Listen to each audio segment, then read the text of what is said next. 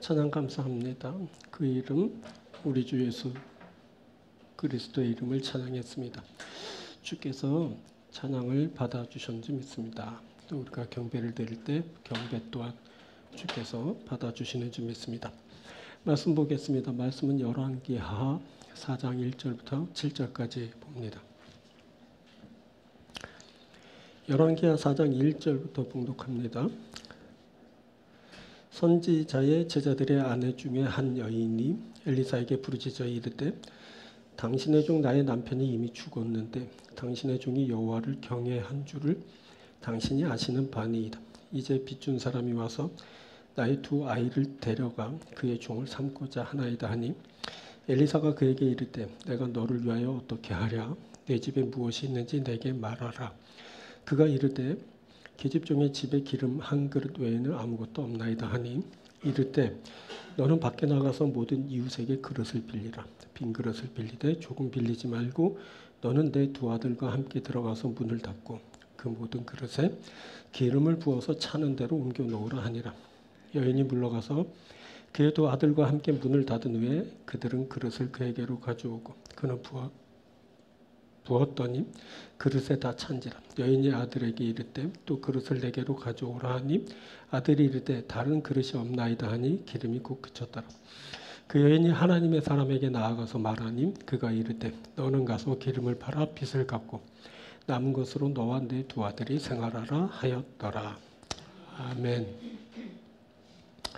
자, 오늘은 열왕기하 4장을 함께 나누겠습니다. 열왕기하 4장을 본문으로 하나님의 역사라는 제목으로 함께 말씀 나누도록 하겠습니다.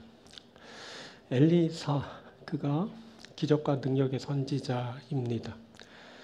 그렇게 그의 기적과 능력이 특출했던 것은 그의 대적이 강하였기 때문입니다.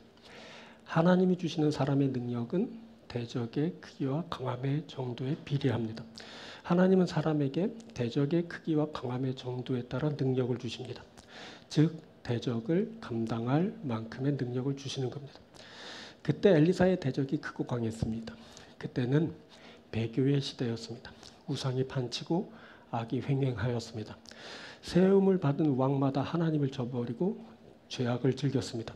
그래서 엘리사는 하나님으로부터 크고 강한 능력을 받았습니다. 엘리사는 그 하나님이 주신 크고 강한 능력으로 대적을 상대하게 됩니다. 엘리사에게 임한 성령의 갑절의 능력은 실로 엄청난 일을 하게 하였습니다. 엘리사가 여리고에 유산하게 하는 죽은 물을 살렸습니다. 그래서 결실치 못하는 그곳에 열매가 있게 하였습니다. 그때 죽음의 세력이 가득한 그곳에 생명이 있게 되었습니다. 엘리사는 죽음이 만연한 곳에 생명을 주는 일을 하였습니다. 이것이 엘리사의 사역입니다. 그가 능력으로 행하였습니다. 그가 능력으로 죽음이 있는 곳에 생명을 가져왔습니다. 그가 대적이 크고 강한 곳에서 그렇게 능력으로 행하였습니다.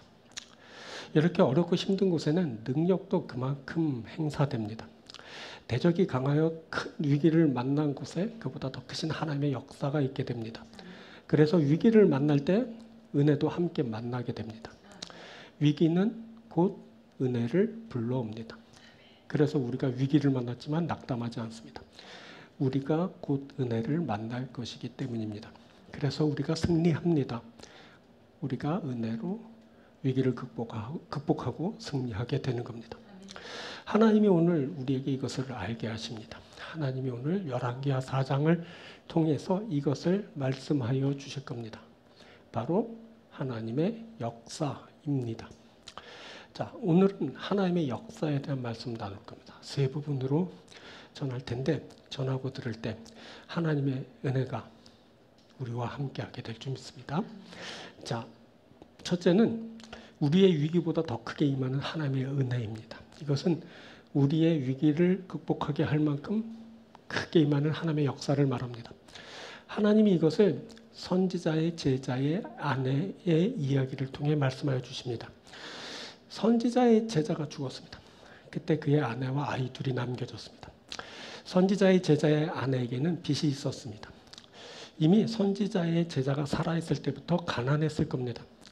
제자가 밥벌이를 못했으니 볼 필요 없이 가난했을 것이 뻔합니다. 그런데 그 선지자의 제자가 죽었습니다. 밥벌이를 못하는 남편이지만 그래도 그가 가장이었습니다. 그런데 그 가장이 죽은 겁니다. 자, 그 옛날 남자 없이 여인 혼자가 먹고 살기 힘들었습니다. 생계를 위해 여인이 딱히 할 일이 없었습니다. 당시 여인은 몸을 팔거나 구걸 정도를 할 수 있었습니다. 그래서 빚을 지게 되었습니다. 두 아들과 함께 먹고 살기 위해 빚을 진 겁니다. 문제는 그 여인이 빚을 갚을 길이 없다는 겁니다. 빚을 갚을 길이 없게 되자 빚을 준 사람은 두 아들을 데려다가 종 삼으려 했습니다. 선지자의 제자의 아내가 이것을 엘리사에게 알려왔습니다. 선지자의 제자의 아내는 엘리사에게 부르짖으며 도움을 청해 왔습니다. 자, 여인이 몹시 불행해 보입니다. 그런데 이 가정은 하나님 앞에 헌신한 가정이었습니다. 남편은 주의 일을 하겠다고 선지자의 제자가 되었습니다. 오늘날로 말하면 목사가 되겠다고 신학교 신대원에 들어간 겁니다. 이 가정에 경제적인 어려움이 있고 빚까지 있게 된 배경에는 이들 가족 구성원들의 남다른 헌신이 있었기 때문입니다. 그렇게 다 바치고 헌신했는데 그 가정에 위기가 닥쳤습니다. 죽게 들여진 남편이 죽었습니다. 남겨진 아내는 두 아들과 먹고 살기 위해 빚을 지게 되었습니다. 그리고 그 빚을 갚지 못하였을 때 두 아들은 종으로 팔려가게 생겼습니다. 자, 이런 일들이 주의 일을 하겠다고 하는 가정에 있게 됩니다. 다 바치고 헌신했는데 가난하고 빚지고 팔리는 것이 실상입니다. 그때 하나님이 책임지고 살도록 해주셔야 합니다. 하지만 하나님의 도움의 손길은 요원하기만 합니다. 그때 헌신한 자가 살 수 없는 현실을 마주하게 됩니다. 자, 이때 할 수 있는 것은 부르짖는 것밖에 없습니다. 선지자의 제자의 아내는 엘리사 앞에 나와서 부르짖었습니다. 그때 선지자의 제자의 아내는 엘리사 앞에 나와 부르짖었지만 이는 사실 하나님 앞에 부르짖는 것과 같은 일이었습니다. 그때 엘리사는 하나님의 사람으로 말해줬고 이는 엘리사 그가 하나님을 대변하고 있고 또 하나님께서 하시는 일을 하는 사람이었다는 것을 말해주는 겁니다. 그래서 선지자의 제자의 아내가 엘리사 앞에 나와 부르짖었다는 것은 그녀가 하나님 앞에 부르짖었다는 것을 의미하는 것이 되는 겁니다. 하나님을 신앙하는 사람은 위기를 만났을 때 하나님 앞으로 나아갑니다. 하나님께 나아간 자는 하나님 앞에 자신의 사정을 부르짖어 토로하게 됩니다. 하나님께 도우심을 구하는 겁니다. 이것은 하나님의 도우심을 받으면 위기가 좋게 해결된다는 믿음이 있기 때문입니다. 이것은 하나님을 하나님으로 알고 섬기는 자에게 일어나는 일입니다. 이 사람 하나님을 알고 하나님을 경외하는 자입니다. 그때 선지자의 제자의 아내는 엘리사에게 선지자의 제자, 즉 죽은 남편이 야훼 하나님을 경외하고 있었다고 말합니다. 당신의 종이 여호와를 경외한 줄을 당신이 아시는 바니이다. 보니 그가 하나님을 경외하는 자였습니다. 그것을 그를 아는 모든 사람들이 알고 있습니다. 엘리사도 그것을 알고 있었을 거라고 그의 아내가 말하고 있습니다. 그가 하나님을 경외하는 자였습니다. 그의 아내도 하나님을 의지하고 섬기는 자입니다. 그래서 그녀가 다른 데 가지 않고 그래서 그녀가 다른 잘못된 길로 행하지 않고 하나님 앞에 나온 것입니다. 무엇보다 그녀는 하나님 앞에 답이 있다고 믿었습니다. 하나님이 하나님의 사람을 통해 자신을 도울 수 있다고 믿은 겁니다. 그녀가 하나님의 사람 앞에 나와 부르짖습니다. 그녀는 빚준 자가 와서 나의 두 아들을 데려다 종 삼으려 한다고 부르짖었습니다. 자, 이렇게 부르짖는 것에 위기에 대한 해결점이 있게 됩니다. 부르짖어 간구하는 자가 위기를 극복하게 됩니다. 문제의 해결의 시작은 바로 내게 남아있는 것으로부터 시작되었습니다. 엘리사가 그녀에게 내가 너를 위하여 어떻게 해주길 원하느냐라고 묻고는 그녀의 집에 무엇이 있는지를 물었습니다. 그러자 그녀는 기름 한 그릇 외에는 아무것도 없습니다 라고 대답했습니다. 그때 문제의 해결이 내게 있는 것으로부터 시작되었습니다. 그때 그녀가 가지고 있었던 기름 한 병, 한 그릇으로부터 문제가 해결되기 시작했습니다. 내게 없는 것이 아니었습니다. 내가 가지고 있었던 기름 한 그릇으로부터 일이 시작됐습니다. 자, 나무가 잘려나가도 그루터기가 있는 것처럼 다 잃은 것 같아도 남아있는 것이 있습니다. 바로 그것으로부터 일이 시작된다는 것을 오늘 본문이 우리에게 말씀하여 주십니다. 바로 거기가 일이 풀리는 시작점입니다. 내게 남아있는 것. 그것으로부터 일이 시작됩니다. 그리고 내게 남아있는 것을 더 풍부하게 할 도구를 찾게 합니다. 엘리사는 그녀에게 밖에 나가서 이웃에게 그릇을 빌리되 조금 빌리지 말고 모든 이웃에게 빌릴 수 있을 만큼 빌리라라고 하였습니다. 자, 그때 나가서 기름을 빌리라라고 했다면 이웃들은 기름을 빌려주지 않았을 겁니다. 당장 빚을 갚지 못해 아들들이 종으로 팔려갈 위기에 처한 가정에 기름을 빌려줄 사람은 아무도 없었을 겁니다. 자, 실은 그런 위기가 닥치게 되었을 때까지는 이 여인이 주변 이웃들에게 이것저것을 다 빌려보지 않았겠습니까? 그때 이미 많은 것을 빌리면서 그런 위기 사항에 처했을 것이 분명합니다. 그때 엘리사는 기름을 담을 그릇을 빌리라라고 했습니다. 자, 그릇 정도는 뭐 이웃들이 군말 않고 빌려줄 수 있습니다. 그리고 그릇을 빌리는 일은 기름을 빌리는 것과 달리 쉽게 할 수 있는 일이기도 합니다. 자, 갚을 수 없는 형편에 또 빚을 지는 일은 정말 어려운 일입니다. 벼룩 또 낯짝이 있지 또 어떻게 기름을 빌립니까? 그런데 그릇은 좀 다릅니다. 쓰고 그냥 깨끗이 닦아주면 끝입니다. 자, 또 이 일은 그리 어렵지 않은 일이었습니다. 아니, 이 일이 몹시 쉽습니다. 하나님은 내가 할 수 있는 일을 통해 나의 위기를 극복하게 하십니다. 이렇게 위기가 극복되는 겁니다. 이렇게 회복이 시작되는 겁니다. 하나님은 우리로 할 수 있는 일부터 시작하게 하십니다. 그것으로부터 우리의 회복과 부흥이 시작되는 겁니다. 자, 문제는 순종하는 겁니다. 자, 이것이 쉬워 보이지만 말씀대로 이행하는 일은 많이 일어나지 않습니다. 거기에는 여러 가지 이유가 있을 겁니다. 자, 말 같지가 않아서 안 합니다. 그걸 말이라고 해? 또 창피해서 안 합니다. 한두 번도 아니지. 또 가서 빌리라고? 신뢰가 가지 않아서 안 합니다. 그래가지고 무슨 문제가 해결되겠어? 너무 쉬워서 안 합니다. 그래서 될 것 같았으면 벌써 되고도 남았다. 그래서 안 합니다. 그리고 등등등 이유가 많습니다. 그래서 순종 안 합니다. 그래서 말씀대로 이행 안 합니다. 그런데 내가 당하고 있는 위기를 생각한다면 그 일은 쉬운 일입니다. 하나님은 내가 할 수 있는 일을 통해 나의 위기를 극복하게 하십니다. 자, 그리고 하나님의 방법대로 진행됩니다. 어찌 좀 행동 지침이 이상합니다. 엘리사는 그녀에게 두 아들과 집에 들어가 문을 닫고 빌려온 그 모든 그릇에 기름을 가득 채워 옮겨 놓으라 라고 말했습니다. 자, 뭐라고 하는 겁니까 지금? 이게 지금 될 일입니까? 이렇게 될 일이었으면 벌써 수백 번은 더 했을 겁니다. 그리고 또 왜 문을 닫으라고 하는 겁니까? 이게 몰래 할 일입니까? 하나님은 무슨 그렇게 비밀이 많으십니까? 자, 얼마 전 뉴스에 요즘 복권 사는 사람들이 많아졌다는 보도가 있었습니다. 그때 복권에 당첨되면 누구에게 알릴 것이냐는 설문조사를 했습니다. 그랬더니 많은 사람들이 자기 혼자만 알고 있을 거라고 했고, 대부분 알리면 뭐 배우자나 가족 정도에게만 알리겠다라고 이렇게 답했습니다.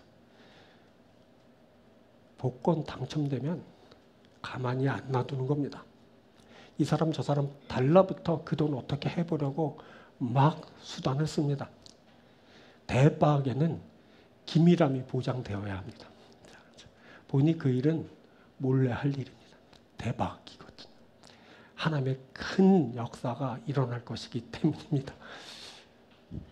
자, 그리고 그 일은 나의 믿음을 강화시킬 겁니다. 그 일에 곧 하나님의 개입이 있게 될 겁니다. 그리고 그 일은 여인의 믿음을 강화시킬 겁니다. 하지만 이 일은 뭐 오픈해서 좋은 일만은 아닙니다. 기적이 일면 많은 추종자들이 생기겠지만 그들은 믿음의 사람들이 아닙니다. 이들은 언젠가 별 볼 일 없다면서 떠나고 말 사람들입니다. 그래서 예수님은 표적을 구하며 시험하는 바리새인들에게 악하고 음란한 세대라고 막 책망하시면서 저들을 떠나시고 말았습니다. 자, 단 나는 그 일에 하나님의 개입이 있다는 사실은 알아야 됩니다. 하나님의 개입은 나에게 큰 일을 이루게 할 것입니다. 그리고 그 일은 나의 믿음을 강화시키게 될 것입니다. 자, 그때 선지자의 제자의 아내는 엘리사의 말을 듣고 그 말대로 다 이행하였습니다. 그녀는 두 아들과 함께 집에 문을 닫고 그릇에 기름을 부었습니다. 자, 이 일이 쉬운 일처럼 보이지만 실행하는 입장에서 보면 몹시 어려운 일이 될 수도 있습니다. 자, 왜 어려운지 아십니까?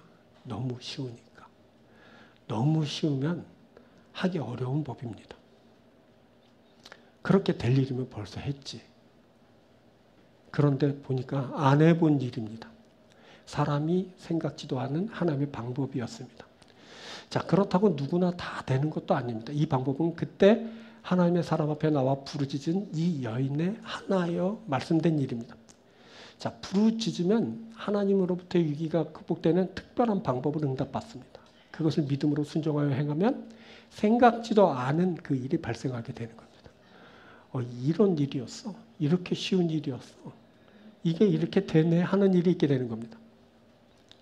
자, 사람의 어려운 일이 하나님에게는 아무것도 아니다. 지난주에 말씀드렸잖아요.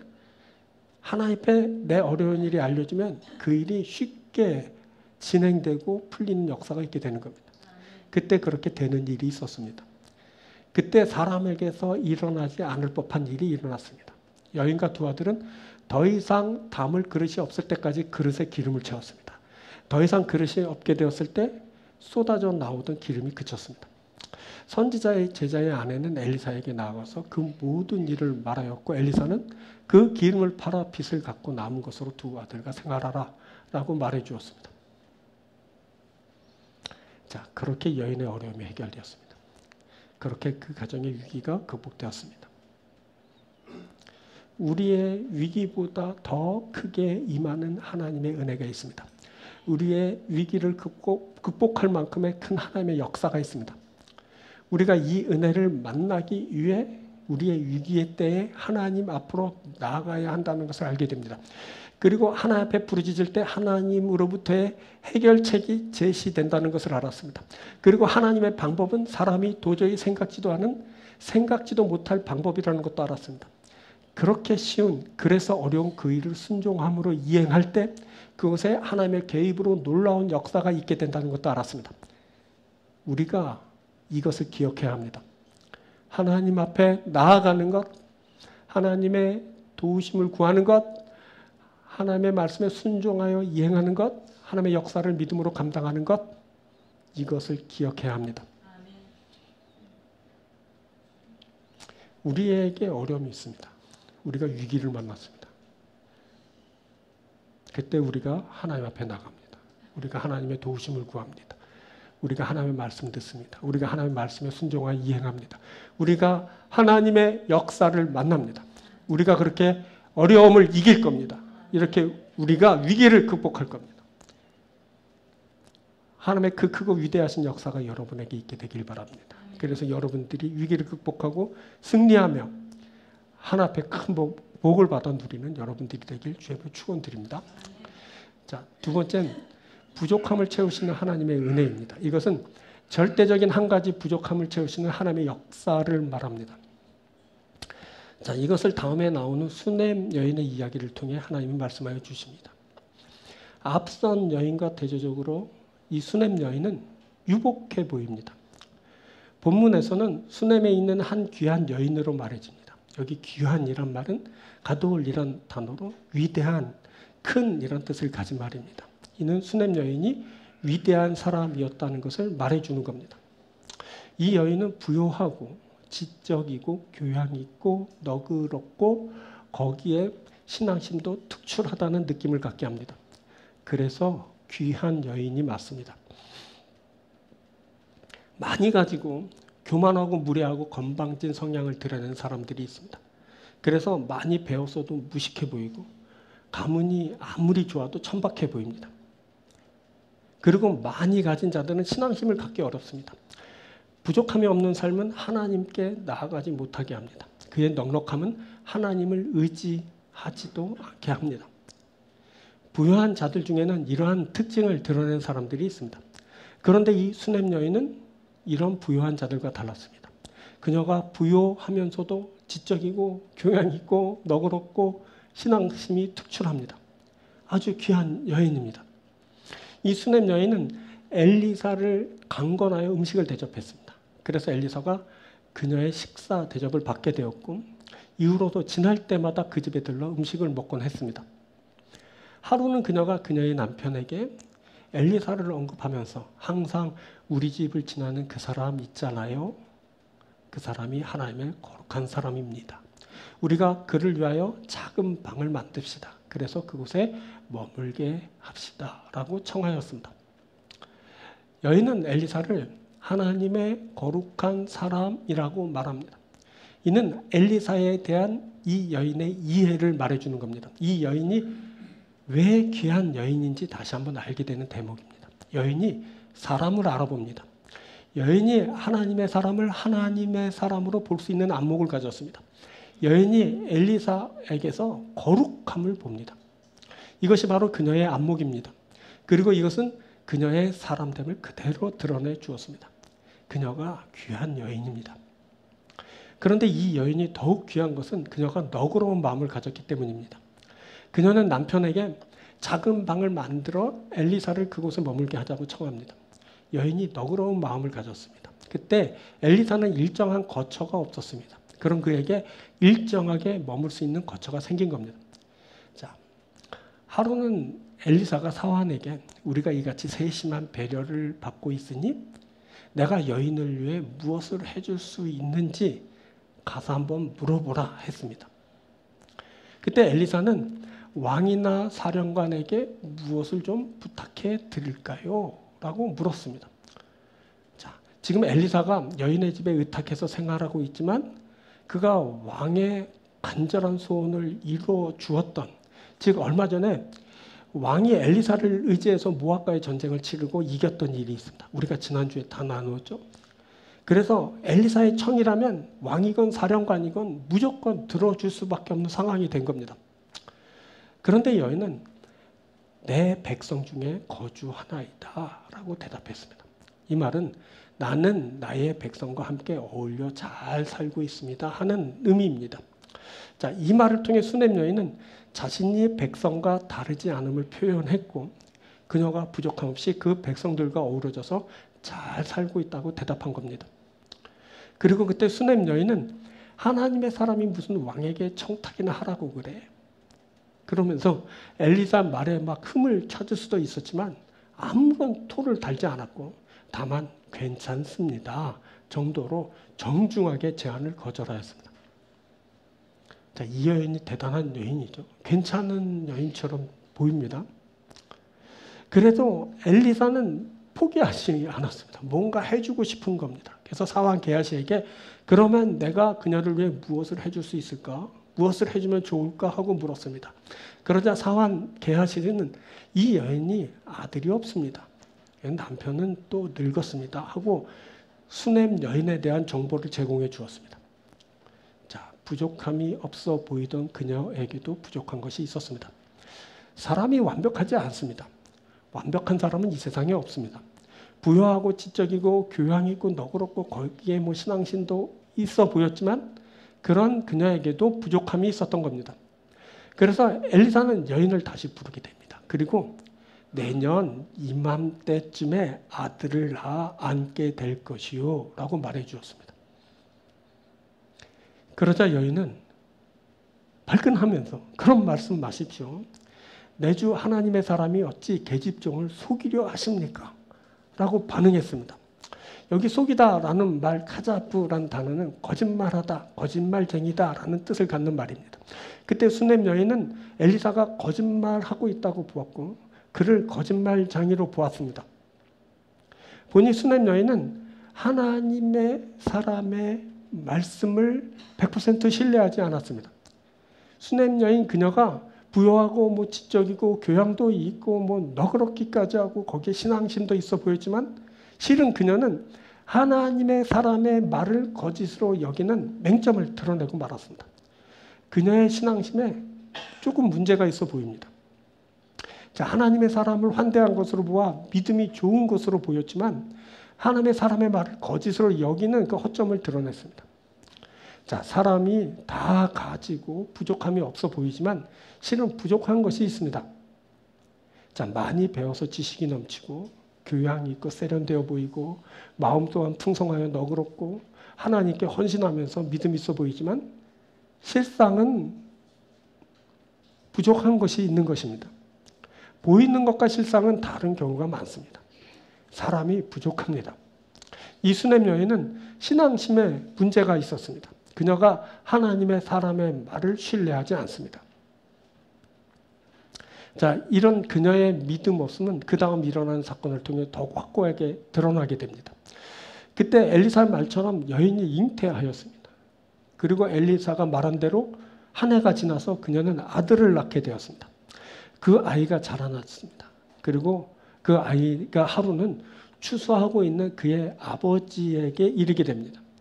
그런데 들에서 뛰어놀던 아이가 갑자기 내 머리 하면서 고통을 호소했습니다. 아이는 그날 낮까지 어머니의 무릎에 앉았다가 죽고 말았습니다. 그때 수냄 여인은 갈멜산에 거하고 있던 엘리사를 찾아갔습니다. 이것은 어느 정도 성장한 그녀의 믿음을 보여줍니다. 위기가 닥쳤을 때 하나님의 사람은 하나님을 찾습니다. 그때 그녀가 바로 하나님의 사람을 찾았습니다. 믿음 있는 행동이죠. 그런데 그때 수냄 여인은 엘리사를 찾아 내가 언제 아들을 구했습니까? 나를 속이지 말라고 하지 않았습니까? 라고 하면서 막 따지듯 말했습니다. 이것은 또 하나님을 완벽하게 신뢰하지는 못하고 있는 그녀의 믿음의 수준을 보여주는 겁니다. 그렇죠?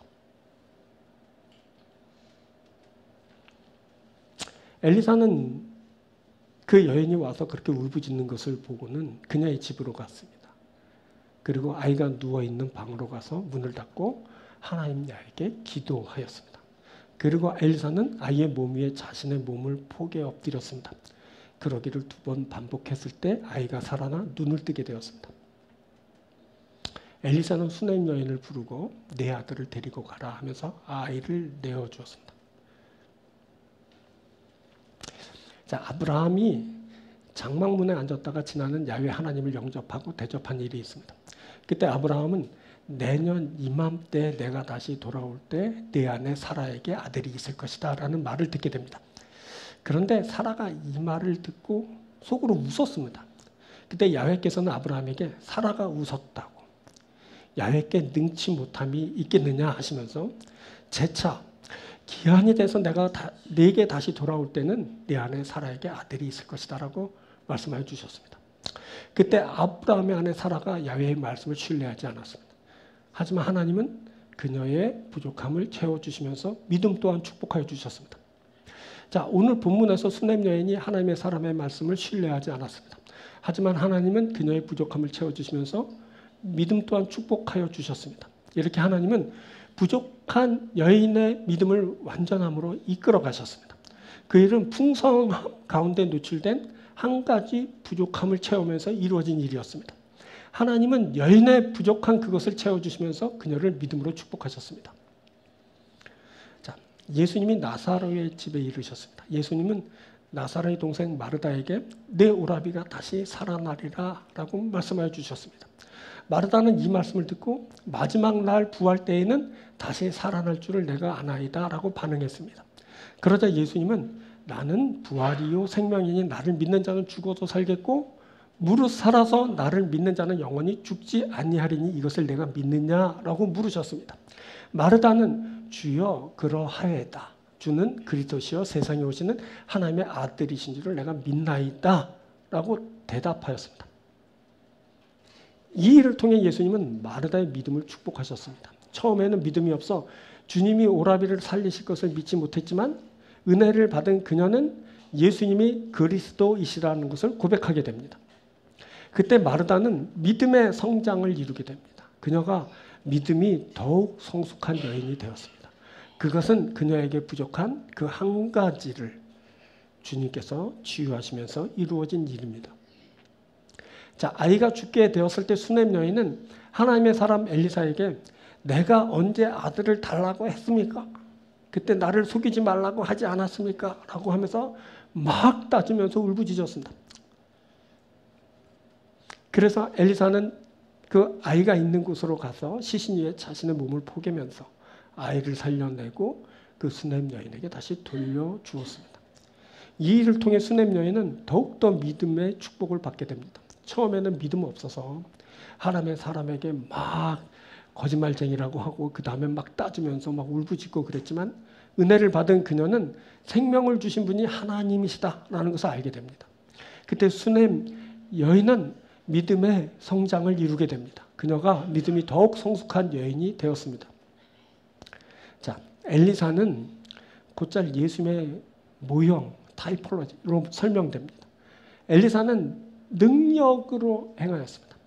그가 죽은 물에 생명을 불어넣고 죽은 사람도 살리는 기적을 행하였습니다. 엘리사보다 크신 분이 계십니다. 예수님이십니다.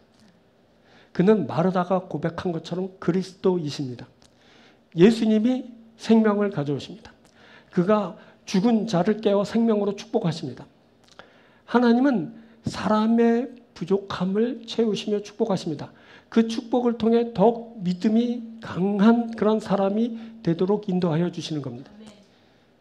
사람의 최대의 부족함은 바로 죽음입니다. 이 부족함을 하나님이 해결해 주십니다. 부족한 자에게 은혜가 임하게 됩니다. 그 은혜는 예수님을 통해 옵니다. 예수님은 죽은 자를 살려 생명이 되게 하십니다. 예수님은 우리의 이름을 부르시면서 꽁꽁 싸맨 죽음의 세력을 풀어 우리를 생명으로 나아가게 하십니다. 우리가 예수님에 의해 생명을 얻고 누리는 자가 되는 겁니다. 이것을 알게 되면서 이 은혜를 받고 누리면서 우리가 더욱 믿음의 성장을 이루게 됩니다. 우리는 부족한 그것을 채워주시는 은혜를 입으면서 더욱 믿음이 성숙한 자가 됩니다. 이것이 부족함을 채우시는 하나님의 은혜입니다. 그렇게 수넴 여인의 부족함이 채워졌습니다. 그렇게 그녀의 믿음이 성장하게 되었습니다. 우리의 부족함을 채우는 하나님의 은혜가 있습니다. 우리의 단점, 그것을 채우시면서 우리의 믿음을 성장시켜 주십니다. 오늘 우리가 이것을 기억해야 합니다. 우리의 부족함은 하나님의 역사를 불러온다. 우리의 부족함을 채우시면서 하나님이 나를 성장시켜 주신다. 그때 나는 믿음이 더욱 완전한 사람으로 성숙하게 된다. 우리에게 부족함이 있습니다. 우리가 하나님 앞에 우리의 부족함을 드러냅니다. 그때 우리가 하나님으로부터 도우심을 받습니다. 하나님이 우리의 부족함을 채워주십니다. 우리의 부족함이 하나님의 역사로 채워집니다. 우리가 믿음의 성장을 이룹니다. 우리가 성숙한 믿음의 사람이 됩니다. 우리가 그렇게 부족함을 채우게 될 겁니다. 이렇게 우리가 부족함을 채우면서 믿음이 성숙한 사람이 될 겁니다. 믿음의 성숙을 이루는 귀한 여러분들이 되길 주님의 이름으로 축원드립니다. 자, 마지막 세 번째입니다. 세 번째는 섬기는 자에게 임하는 은혜입니다. 이것은 하나님의 일에 참여하는 자가 알게 되는 역사를 말합니다. 이것은 그 다음에 두 이야기를 통해서 말씀됩니다. 먼저 첫 번째 이야기는 엘리사가 다시 길갈에 왔을 때 일어났습니다. 길갈에 흉년이 들었습니다. 엘리사는 자기 사환에게 제자들을 위해 국을 끓이라고 했습니다. 그래서 사람들이 채소를 캐러 들에 나가게 되었는데 한 사람이 들 호박을 따가지고 왔습니다. 이때 따가지고 온 들 호박은 원어로 보니까 파쿠아라는 단어였는데 보니까 야생 오이로 번역되는 열매입니다. 파쿠아는 덩굴 식물에 속한 것으로 가물 때에도 잘 자라는 식물로 알려졌고 열매는 막 오이로 오인할 정도로 외형이 유사하다고 합니다. 그런데 맛이 몹시 써서 먹지 못하는 그런 과실이라고 합니다. 그래서인지 우리가 그 국을 먹다가 국에 독이 있다는 소리를 지르게 되었습니다. 저들은 국의 쓴맛을 느끼고는 그것을 능히 먹지 못하면서 그 국에 죽음의 독이 있다고 느끼고 막 소리를 질러 대게 됩니다. 그때 정말 먹을 것이 없었나 봅니다. 다른 사람을 몰라도 그 국을 끓이는 사람은 알았을 겁니다. 그렇죠? 보통 조리를 할 때 맛을 보지 않습니까? 간도 보고 맛이 어떤지도 보고 그래서 내놓는데 그 사람은 분명히 맛봐서 이건 정말 쓰다 하는 걸 알았을 텐데 그대로 그것이 식탁에 올랐습니다. 그 정도의 흉년이었나 봅니다. 정말 먹을 것이 하나도 없었던 거죠. 그래서 쓴맛에도 불구하고 제자들이 먹는 식탁에 오르게 된 겁니다. 자, 하지만 그것은 사람이 먹지 못할 것이었습니다. 그것을 먹다가는 죽을 것 같다는 생각이 들었습니다. 그들은 그것을 죽음의 독으로 이해했습니다. 엘리사가 이야기를 들었습니다. 이야기를 듣고 가루를 가져오게 하였습니다. 그 가루는 케마흐로 이제 고급 음식에 쓰이는 고운 가루와 구별된 아주 거친 가루를 말한다고 합니다. 이 거친 가루는 주로 서민들이 아주 가난한 사람들이 먹었고 과거에 엘리야가 만난 사르밧 과부가 마지막으로 이제 음식을 해먹고 죽으려 했을 때 그 마지막까지 남겨졌던 그 가루가 바로 거친 가루 이 케마흐입니다. 자, 엘리사가 그때 그 가루를 국이 있는 솥에 던졌습니다. 그리고는 퍼서 무리에게 주어서 먹게 했습니다. 자, 이 말을 들은 사람들 먹으라라고 했을 때 얼마나 황당했겠습니까? 그 가루를 넣었다고 죽음의 독이 있는 음식이 먹을 음식이 된단 말인가? 자, 알다시피 엘리사는 죽음이 있는 곳에 생명을 가져오는 사역을 하는 사람입니다. 전에 유산하게 하는 여리고의 물에 소금을 넣어서 생명이 있게 하는 물을 만들었던 사람입니다. 이제 그가 다시 한번 독이 있어 죽음을 부르는 국에 거친 가루를 넣어서 독을 제하고 사람에게 생명을 보존하게 하는 음식으로 바꾸어 놓고 있습니다. 그때 정말로 국에 독이 없어졌습니다. 그래서 다들 그 음식을 먹고 생명을 보존하게 되었습니다. 자, 이 일을 목도한 사람들이 있습니다. 바로 그 일에 직접 참여한 사람들입니다. 자, 먼저 음식의 재료가 되는 채소를 구하러 나갔던 사람이 있습니다.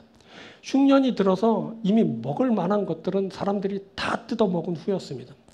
그런데 하나님의 사람은 사환에게 큰 솥을 걸어놓고는 선지자의 제자들을 위해 국을 끓이라는 막 비현실적인 말만 해댔습니다. 그때 한 사람이 들로 채소를 따라 나가게 됩니다. 이 사람은 하나님의 사람의 사환으로부터 들에 나가서 채소를 구해오라는 그런 말을 들은 사람으로 이제 보입니다. 이 사람 분명 들에 나가봤자 채소를 얻을 수 없을 것이 분명했지만 어떻게 했다고요? 그럼에도 들로 나갔습니다. 나가라 하니까 나간 거죠. 그래서 그가 발견한 것이 뭐냐면 파쿠아입니다. 야생 오이, 야생 호박이었던 겁니다. 이 사람 그 열매를 발견하고 얼마나 뿌듯했겠습니까?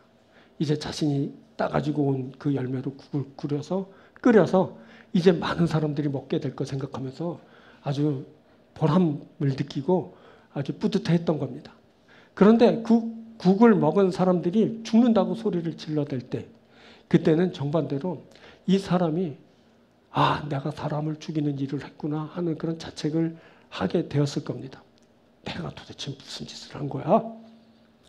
그런데 하나님의 사람이 그 국에 거친 가루를 넣었을 때 그 국이 사람을 죽이는 독이 아니라 사람이 먹을 양식이 되었습니다. 그때 그는 하나님의 개입이 사람에게 어떠한 결과를 낳게 하는지를 목도하게 되었습니다. 하나님의 개입은 죽을 사람에게 생명을 가져왔습니다. 하나님은 죽음을 생명으로 바꾸어 놓으시는 분이십니다. 자, 다음으로 그 열매를 국으로 끓여낸 그런 사람이 있습니다. 그 열매로 국이 끓여졌습니다. 그 열매에 대한 정보가 없었습니다. 몰랐다고 그러거든요. 그런데 일단 따와서 열매니까 그것으로 국을 끓였습니다. 하지만 그 국에 이제 죽음의 독이 있었습니다. 순간 그 국을 끓인 사람은 얼굴이 하얘졌을 겁니다. 사람의 생명을 보존케 하는 음식을 제공하려 했지만 오히려 죽음을 불러오는 일을 하게 되었기 때문입니다. 그는 자책하면서 몹시 괴로워했을 것이 분명합니다. 하지만 하나님의 사람이 그 국에 가루를 넣고는 상황이 완전 바뀌었습니다. 자신이 끓인 국이 제자들의 양식이 되어서 흉년의 때 저들이 그것을 먹고 생명을 보존하게 되었기 때문입니다. 하나님의 역사는 죽음의 국을 생명을 주는 국으로 바꾸어 놓았습니다. 하나님은 죽음을 생명으로 바꾸어 놓으시는 분입니다. 그때 국을 끓인 그 사람이 이것을 경험하게 됩니다. 그가 하나님의 역사는 죽음이 있는 곳에 생명을 가져온다라는 것을 알게 되었습니다. 다음으로 그 국을 처음과 나중에 먹어본 사람들이 있습니다. 이들은 굶주리고 있을 때 먹을 음식을 제공받게 되었을 때 아주 몹시 기뻤을 겁니다. 그래서 저들이 막 서둘러 허겁지겁 음식을 맛보았겠죠. 하지만 그 음식은 사람이 먹을 수 없을 정도로 아주 썩고 독처럼 느껴졌습니다. 순간 이들은 그 국에서 죽음의 기운을 느끼게 됩니다. 그런데 하나님의 사람이 거친 가루를 국에 넣었고 괜찮다고 하면서 국을 다시 먹으라는 겁니다. 그때 누가 선뜻 나설 수 있었겠습니까? 그러다 한 사람이 이제 맛을 보았을 테죠. 괜찮은데? 그래서 또 한 사람이 먹어보고 괜찮아. 그리고 그래서 다들 그 음식을 이제 먹게 되었을 겁니다.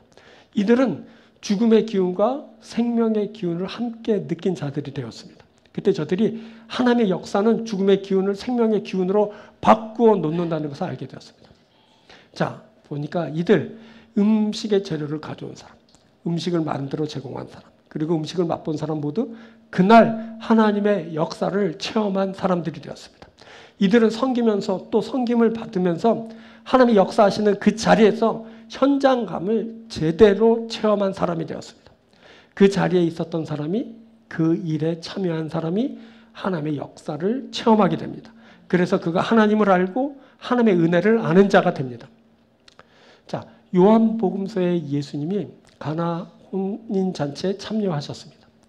그때 그곳에 포도주가 떨어지는 일이 발생했습니다.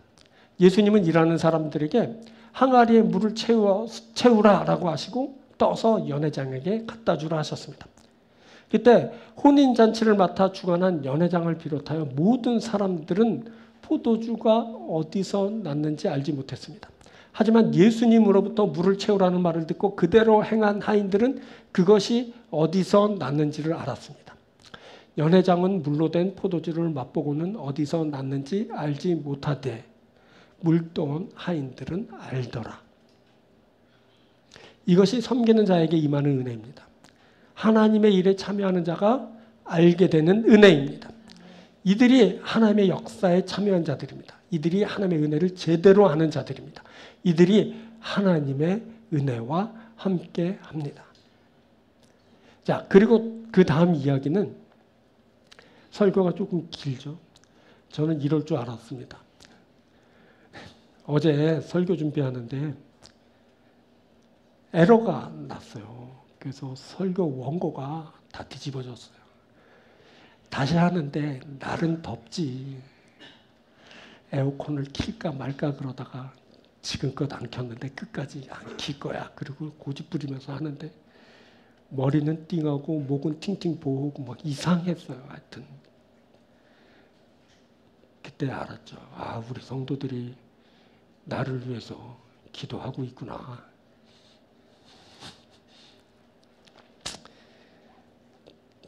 하여튼 그랬어요. 그래서 설교가 길어졌다는 얘기예요. 열심히 더 하자. 그래서 막 추가되고 그래서 이게 하루에 할 설교는 아니거든요. 사실. 근데 그렇게 된 거예요. 두 번째 이야기, 마지막 이야기만 남았어요. 한번 잘 들어봅시다. 다음 이야기는 뭐냐. 한 사람이 바알살리사로부터 엘리사를 찾아오면서 이야기가 시작돼요. 그 사람은 처음 만든 보리떡 20개 그리고 자루에 담긴 채소를 그 엘리사에게 드렸어요.